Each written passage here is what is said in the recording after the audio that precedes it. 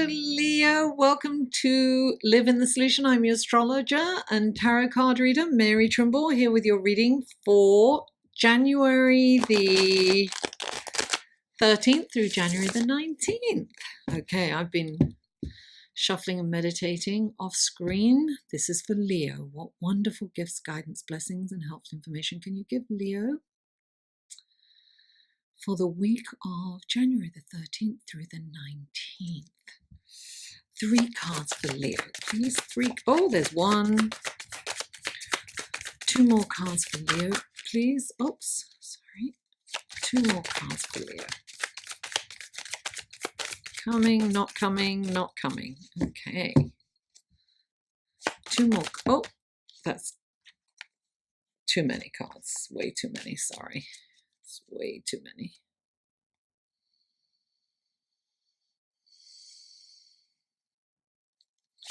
Two more cards for Leo, please. There they are. 2.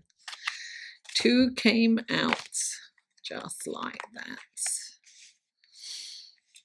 Lovely. Okay, now let's have clarifying cards for Leo. These are clarifying cards for Leo. What wonderful gifts, guidance, blessings, and helpful information can you give Leo through these clarifying cards for January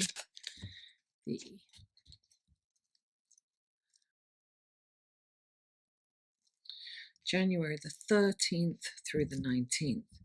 Okay, please clarify. There you go. Please clarify. Oh, there we are. And please clarify. Wow.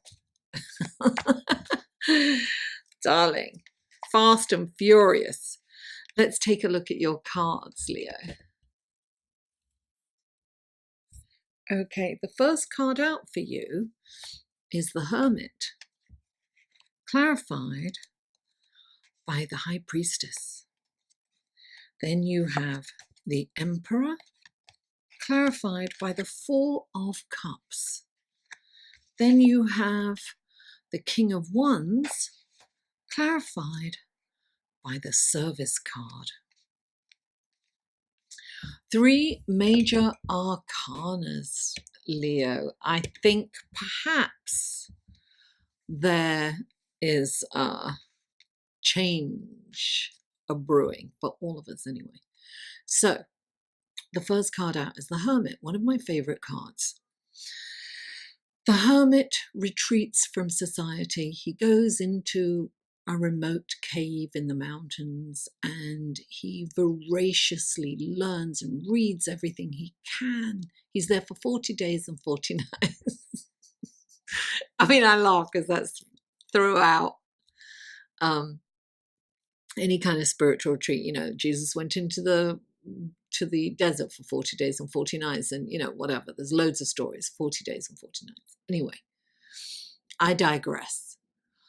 And he meditates, he connects with the ethereal realm, and he comes out of that cave a spiritual guru, right? And he holds up the lantern because he's the light at the end of the tunnel. He's going to show others the way. He's learned everything he can and he wants to pass that on. He's paying it forward. But not only that, the lantern represents his mind.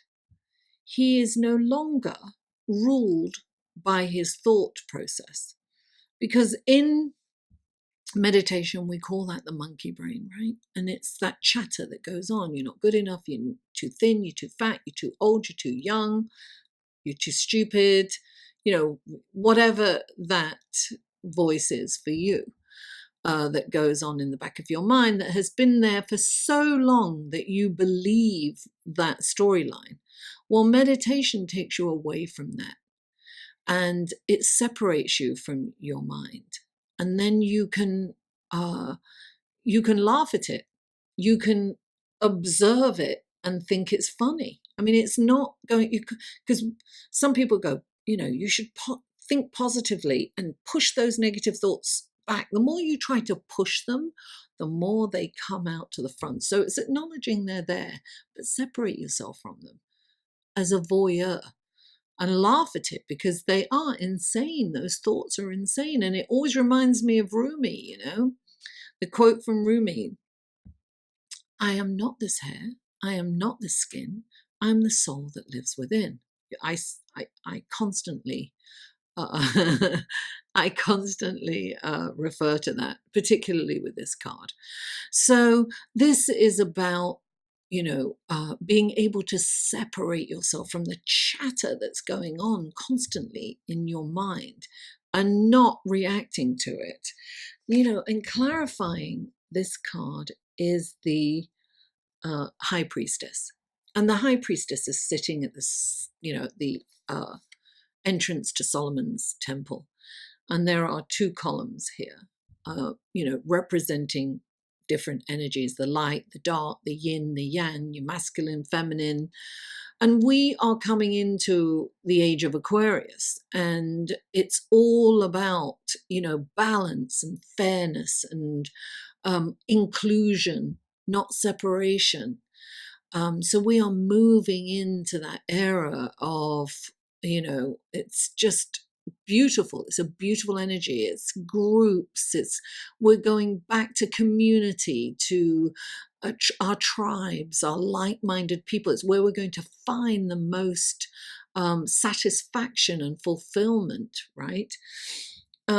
So when she comes in, you are being asked to trust your intuition. Trust, go inside, connect with your body, with your inner goddess and God.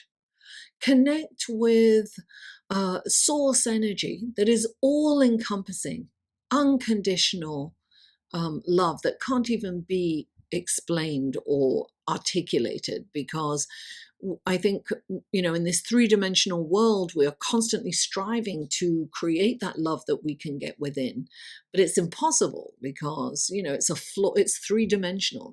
There's not enough dimension to it because it's so deep and so all-encompassing is all I can think of, omnipotent. So she is giving you the keys to the Akashic records. She is going to let you see through all the wisdom of all at the beginning of time. So tap into that, and tap into that by quietening your mind, being still. Because then when you are totally in the moment and within your body and you know it, you are going to tap into that feeling. You're going to know when something's not right. Trust it. It's there for a reason. Trust it. And it is being enhanced for you this week. So particularly this week, do not go against your gut feeling. You know how many times the people have said, I had that feeling. I shouldn't have listened. I shouldn't have gone. I shouldn't have done it. And then something terrible came out of it. And they knew before, but they didn't listen to their gut feeling, to their intuition, to their psychic ability. Excuse me, spirit is here, darling. Okay, so the next card out is the Emperor, and the Emperor is all about organization, and that's what these transits. Stay behind and listen. Right after this is the astrological report. Listen to it, because it's, there's a lot going on celestially this week, and you really need to kind of know so you can navigate through it, and that report will help you do that. So this, and it will also make sense, your reading will make more sense also. So look, the astrological events that are happening are going to encourage organization. It's about streamlining, economizing. What do we need as opposed to what do we want? We really have to kind of look at our consumerism. We have to look at, how have we accumulated stuff? Have we worn it? Do we know it's in our closet? If you haven't, I remember hearing somebody say, if you haven't worn something for 6 months, then you're never going, throw it out, donate it actually, if it's donatable, because people, I can get on my soapbox about the fashion industry and by quality, not quantity. It is about quality. Get something that's going to last. You know, back in the day, in the Iron Age, they would make these pots and they would be, you know, given down generations for generations for generations. Now they don't last 5 minutes. My pots, I bought them very good. I bought them 30 years ago. Some of them I've had longer because I get quality. I don't get, you know, aluminum because it's not good for the brain. Anyway, I digress. Quality, not quantity. Don't consume. You know, if you're going to buy clothes, go to a secondhand store, go to, you know, a thrift store. Don't consume brand new. It's killing the planet. Anyway, so he's all about organization. Now that goes for people too, Leos. You know, maybe somebody is not serving their purpose anymore and that you need to move on from them. You know, they've gone, you know, way past their expiration date. Relationships change. We grow, they don't. They grow, we don't. Whatever it is, we move apart and we have different needs, and it's okay. You know, maybe they'll come back into your life a bit later. Who knows? But right now, it's time to clear the decks. Things are changing globally and personally. And so we need to evolve. We need to look at where in our lives we can make changes that's going to help us move forward. The status quo isn't working. A new earth awakening, darling. Now, clarifying this is the Four of Cups. And the Four of Cups. The Four of Cups is like focusing on things that haven't worked out. It's nitpicking. It's criticizing. It's self-criticism. It's like regret. It's like, oh, I shouldn't have done this. What did I do? You know, now, when you are doing that, right, you are not learning. It's like defensiveness. Recently, I encountered this person and who made a mistake. And they were, I shouldn't have done, I don't know what's going on. I didn't have time. You know, came straight from work. I don't know. And it's like, it's okay. It's okay to make a mistake. Stop being defensive. You know, just, you know, it's better to say, oh my God, I totally balls that up, you know, and then in your head saying, you know what, that's not going to happen. What can I do next time so that doesn't happen? But some people just get so mired in self-reproaching dialogue within their brain and saying, you know, you shouldn't have done this. And when you're doing that, you're missing the lesson. You know, it's don't berate yourself. It's like, think about how you can do things differently. There's a different, I messed up.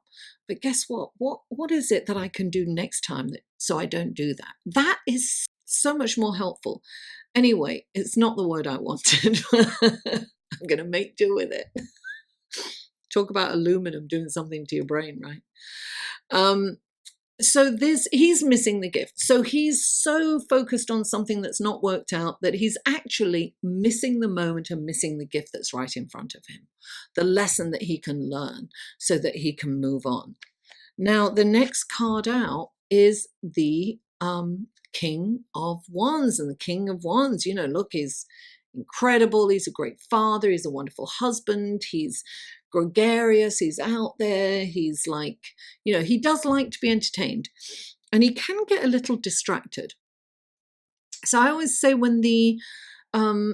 he's a brilliant leader when guided spiritually. So he has to, you know, once he does everything for the higher good of everyone and he's reminded to put spirit source first, then he's brilliant, right? He's amazing.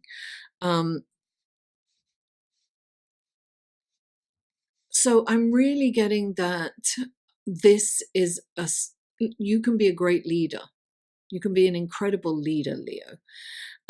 But I really think that you have to lead from a place of service. This is about community. It's about helping the masses. It's about volunteering. It's about helping someone less fortunate than you. It's, it's about showing up for others selflessly. And by doing that, you will gain so much because, when you're helping others, it's not completely altruistic. We get so much satisfaction from being able to help someone. It's just so, communing with like-minded people. It's just, that makes you feel full. It makes you feel fulfilled. Remember to help those who aren't as fortunate as you. Whatever area that touches your heart, whatever subject that touches your heart, whether it's children, whether it's animals, whether it's, governments around the world, whether it's refugees, whatever it is, the homeless, whatever it is, it's time to be a humanitarian. Look, we have a lot of Aquarius energy coming in. And so this is what we're all kind of drawn to do almost, or we are being asked to step up to the plate and do that. Leo, thank you so much for tuning in. Don't forget to like, share, comment, and if you haven't already, please subscribe. And don't forget, stick around for the astrology report, which is right now. Mwah! I love you all, and I'll see you on the other side. Hello, and thank you for sticking around for the astrology report and to see what's happening in the celestial sky this week, the week of January the 13th through the 19th. And we start, let me put my glass on, I have to look at my notes. We start with Monday the 13th. The Sun conjuncts Pluto in Capricorn at 8:16 a.m. That's Eastern Standard Time, by the way, folks. Look, this is about personal power and the ability to influence others in a way that's beneficial to you. Now, this can lead to power struggles, however, and it really depends on where this conjunction lies in your chart, as to how it will play out in your life. For instance, Aries, it will happen in the 10th house, the house of career, of status, of how you're viewed in the public arena. This is about career and work, and so this will play out in that aspect. So there may be some kind of power dynamic going on at work for Aries. Now, where it lands in your chart depicts where it's going to happen for you, in which area. So this aspect will give you insights into your behavioral patterns, and you can address any kind of self-destructive behaviors. It's really about going deep and looking at your shadow side and the dark and more sinister side of life as a whole. This aspect as well can focus things like stalking and spying on your co-workers, lovers, friends. Resist the urge. I say to my clients, don't look at their emails, don't look in their wallet. If you suspect your partner of cheating, then address them directly. Don't surreptitiously go around and spy on them. Respect their privacy. It's not okay to do that. And it doesn't feel good. And, you'll probably find something. We can all find something. So don't look. I say that's dialing 1-800-PAIN. Don't do it. Now, this is also a fabulous opportunity to declutter, to clear out, debris and things that you no longer need. This is about streamlining in Capricorn. We need to economize. We need to look at, it'll help us actually look at our behaviors by, are these, look, this is what happened to me when I went into my closet. This was a couple of years ago. I looked at it and I was clearing it out, and there was tons of stuff with labels on. There were hundreds of pairs of shoes that I hadn't worn and I won't wear because there's great, they're like 6-inch heels or something. So it really made me look at that sickness. Are we over consuming? We have to kind of streamline, right? We need to streamline. We need to look at, only use things or keep things that we need, that not as opposed to what we want. What do we need as opposed to what we want? That's what we need to look at here. And this is a wonderful opportunity to do that. And it's also a good opportunity to see which relationships are working. We need to be in relationships or surrounded by people who will lift us up. If someone's putting you down or you're in their company and you don't feel good about yourself, then let that relationship go. And it doesn't have to be a big dramatic, I'm never talking to you again. You can slowly, I always think of, that old movie with Dracula in, and he seems to just roll back. You can just roll back from your friends. I mean, this is a wonderful opportunity to do this. The thing is with, this is about change. There's no bones about it. It is about change, and there's nothing I can say that's going to change that. But what we can do is we can work with the energies that are available to us. We can ride the crest of the wave. Let's co-create and ride the crest of the wave. And that's how we can navigate through these difficult or, choppy waters, as we say. Now, look, on the same day, a bit later on, it's only like 2 hours later, exactly 2 hours later, the Sun conjuncts Saturn. So this energy is all it's really the Sun conjuncting Saturn and Pluto, right? Conjunction, because they've just conjunct the day before, right? On Sunday. I'm actually recording this before that happens. So this is Saturday. I'm recording this, but so, Saturn, the Saturn conjunction, this is a karmic conjunction. And look, this could bring great rewards for you, and success for those who've worked really hard and diligently throughout the past year. If you have let things go and not stood up to, not taking care of your responsibilities, that might come and slap you in the face and things could fall apart. That's why I said it's kind of karmic, right? So this can mean great success or overwhelming hardships. It really kind of depends on what you've been doing this last year. Now, this is also about playing by the rules. Saturn is, the lord of karma. He's like, government. He's the boss. He's the father figure. So the hierarchy, he's rules, regulations, structure. So you want to play by the rules. It's also going to kind of feel like you're taking one step forward and then 2 steps back. You feel like you're treading water and you can't get ahead. Now, don't get discouraged. Saturn slows us down, for a reason. It's sometimes to us signposts for perhaps a better way round. It may take longer. It might be the scenic route. It might be a safer route that gets you there. Have you ever, some people, there's been a plane crash and some people said, I missed that plane. I was supposed to get on it and I didn't. And, that can be Saturn stopping you from getting on there. But it can also work the other way. You can make mistakes and you can have accidents as well. So you have to, during this time, don't do anything that's dangerous. Don't do anything that's risque. Be safe. Be safe. Now the sun wants to go, go, go. It's all energy. So and Saturn wants to go slow. Saturn wants everything done with expertise.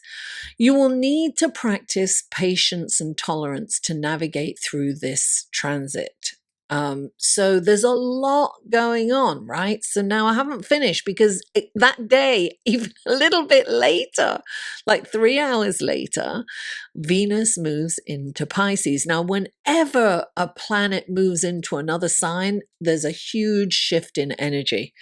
And this Venus is exalted in Pisces. She can really stretch her wings and she can really express herself in Pisces.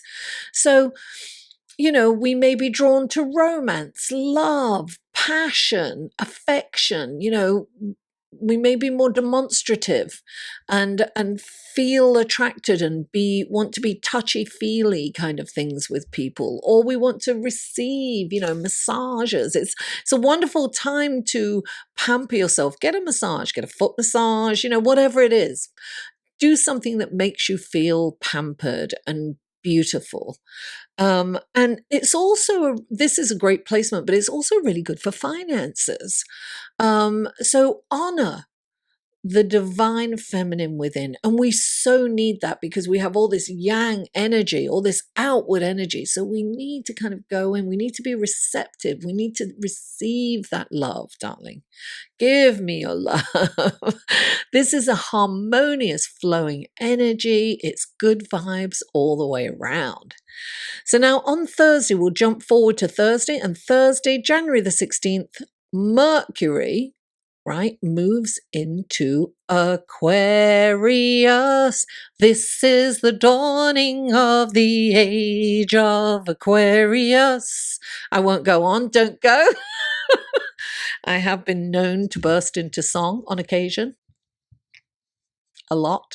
Anyway, so this really is the dawning of the age of Aquarius. We are feeling that Aquarian energy. Mercury enjoys being in Aquarius because it gives Mercury the freedom to contemplate complex subjects with unusual insight. Now, under this influence, you can deliberate matters with an unconventional approach. It's kind of like thinking outside the box.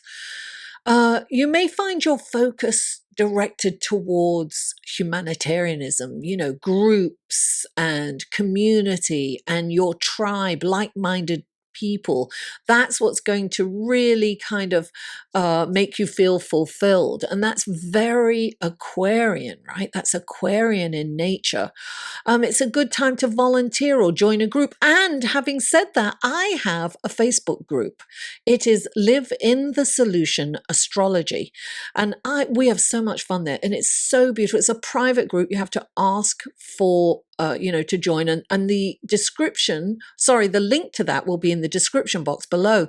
And it's such a lovely community. It's so positive and uplifting. And every 2 weeks I do a live stream just in that group. And I look at either the full moon or the new moon, and whomever attends, I go through their chart, not their personal chart, but their horoscope, their sign, and we look at how the sign is going to receive the energy from either the full moon or the new moon. And then I also have my tarot cards on hand and answer questions there. We have a really good time there. So that's lovely. Come and join what a perfect time to join. To join the group. How amazing is that? It's like connect with the collective and feel love and feel that unity. Well, it's about getting back to oneness, isn't it? Reminding us that we are all one. Now, on Saturday, January the 18th, Mercury squares Uranus. Now, Uranus rules Aquarius. Now, Mercury is in Aquarius and it is going to square Aquarius's ruler, which happens to be in Taurus. So this is a square going on. And look, this can be shocking news or information that could affect your daily routines. You just may have to spring into action at the click of a finger.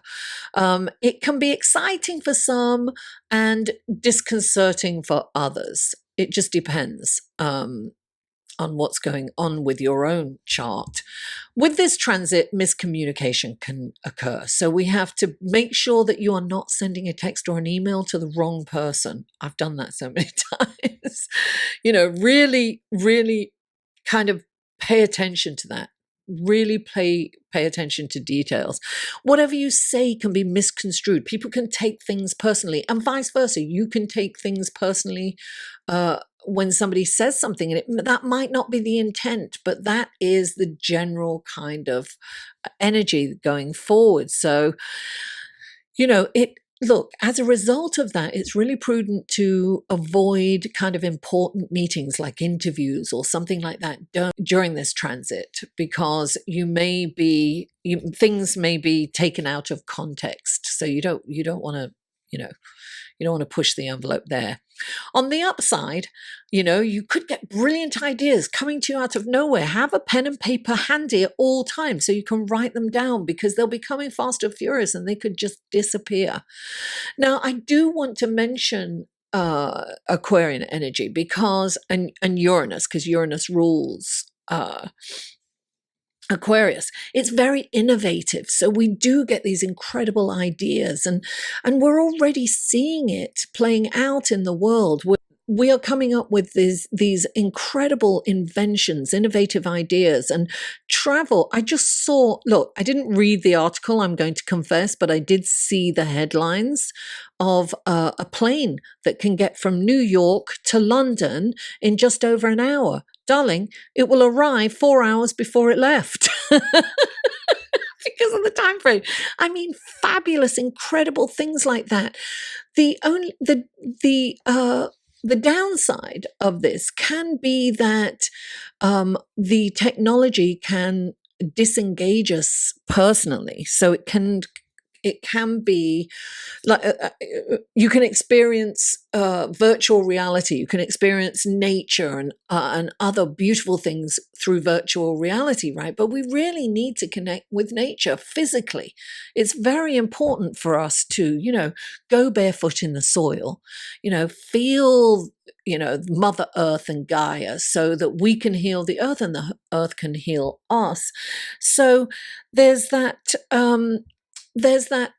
danger of being detached through technology. So we have to be aware of that. Technology is incredible and wonderful. Look, I went shopping last night and I drove my car all the way there and I realized I left my wallet at home. And I'd got the cart, I was in the shop, I left, and then all of a sudden I remembered that I had Apple Pay on my phone.